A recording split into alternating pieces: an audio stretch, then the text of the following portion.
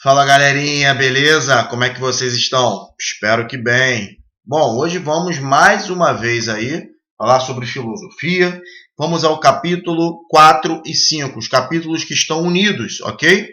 Lembrando a vocês que lá na página introdutória do capítulo 4 e 5, qual é a página? Deixa eu ver.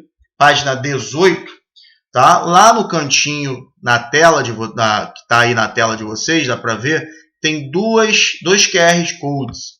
Eles vão te transferir aí para as videoaulas do capítulo do programa do Portal SAIS, ok? Então, para além dessa videoaula que eu estou dando, vocês podem também estudar pelo Portal SAIS. Bom, o capítulo se chama Deduzindo e Induzindo, Instrumentos do Raciocínio Humano. É importante a gente entender como a reflexão ela é construída. Nós falamos nos capítulos passados sobre mitologia, religião, filosofia, ciência. Ou seja, agregamos aí diversos conhecimentos anteriores para chegarmos aqui, aonde nós estamos. E por que nós temos que entender os instrumentos do raciocínio humano? Porque a gente tem que compreender como é que a gente pensa. Como que o ser humano ele constrói essa reflexão, tá? E a reflexão, ela deve ter uma forma coerente, uma forma aí, que possa resolver os problemas necessários, os problemas que aparecem. Então, nós temos aí esse contato com essas ideias que existem na sociedade através da nossa mente.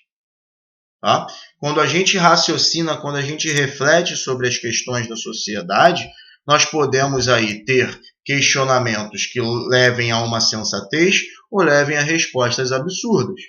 Nós temos que saber diferenciá-las e é isso que o capítulo vai trazer para vocês neste momento, ok? Bom, a forma sensata é a mais importante. É a forma ao qual a filosofia tenta dialogar com vocês, a forma da razão. E é isso aí que o livro traz logo no segundo parágrafo, tá? Que é uma forma racional de criticar, a forma crítica, ok? A reflexão feita através de um filtro. E aí a gente traz um filósofo francês chamado René Descartes, que ele era um racionalista. Racionalista porque entendia racionalmente as questões filosóficas, ok? Então, para ele chegava a propor, inclusive, aí, que o ser humano, tá? Ele deve se submeter a um exame crítico de todas as ideias. Ele tinha um método que ele chamava, tá? De um método reflexivo, tá? Que era a dúvida metódica. Ele duvidava de tudo. E uma das suas frases mais importantes e mais conhecidas é: penso, logo existo, porque até a existência dele, ele duvidou.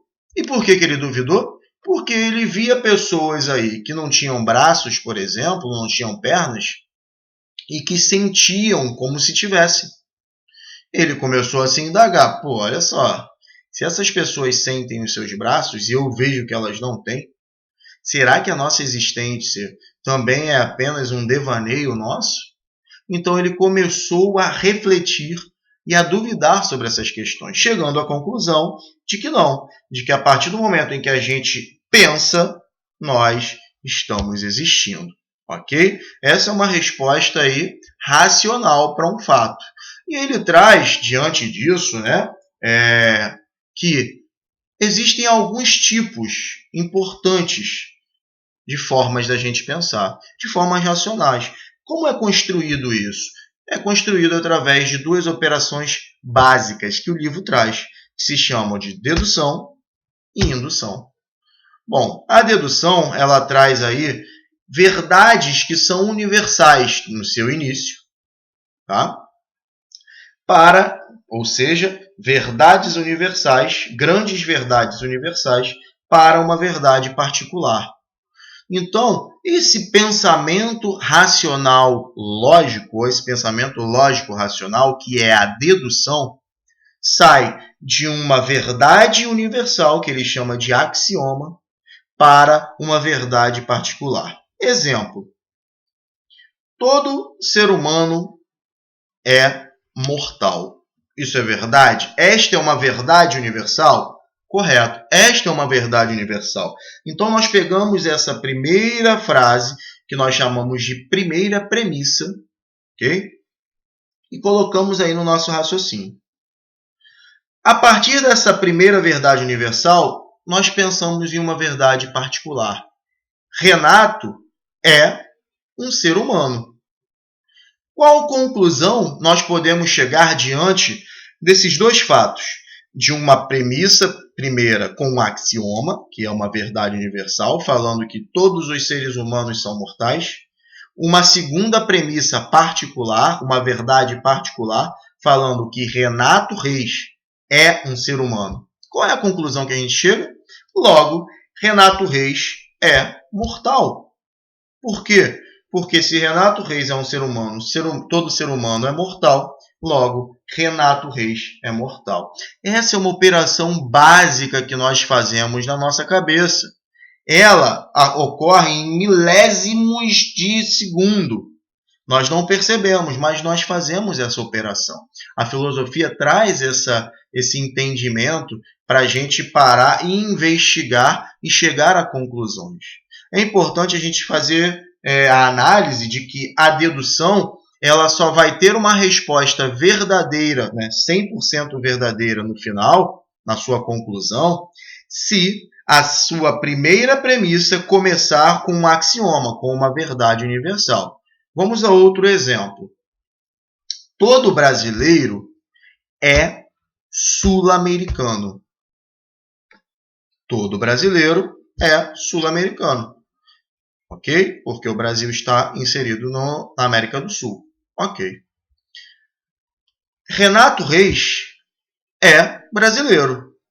Logo, qual conclusão nós chegamos? Que Renato Reis é sul-americano. Agora, se eu começasse com uma outra verdade, vamos lá. Um exemplo que tem até no exercício do livro. Todo pinguim é preto e branco. Essa é uma verdade universal? Não, não é uma verdade universal, mas a gente vai utilizar como exemplo. Todo pinguim é preto e branco. TVs antigas são preto e branco. Logo, pinguins são TVs antigas? Errado. Ou seja, isso demonstra claramente que uma dedução só pode estar correta na sua conclusão se tiver uma verdade universal que a inicie. Ok? Beleza? Bom, do outro ponto, nós temos aí a indução, o raciocínio indutivo, que parte de uma observação de algo que está acontecendo, da experiência, para uma resposta através de uma questão universal. Ela universaliza. Então, nós olhamos alguma coisa, experimentamos olhar e observamos alguma coisa que acontece diversas vezes. Ou seja, algo particular que acontece diversas vezes. E no final, somos induzidos a pensarmos universalmente sobre aquela coisa. O exemplo vai ficar claro para vocês. Por exemplo, eu vou me diferenciar do que o livro traz, ok? Vou dar outro exemplo porque o livro vocês vão ler de uma outra forma. Vou dar um exemplo aqui.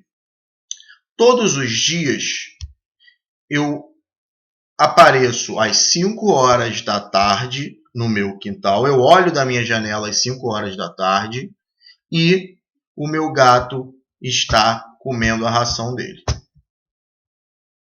Eu olhei na segunda, ele fez isso. Na terça, ele fez isso. Na quarta, ele fez isso. Na quinta, ele fez isso.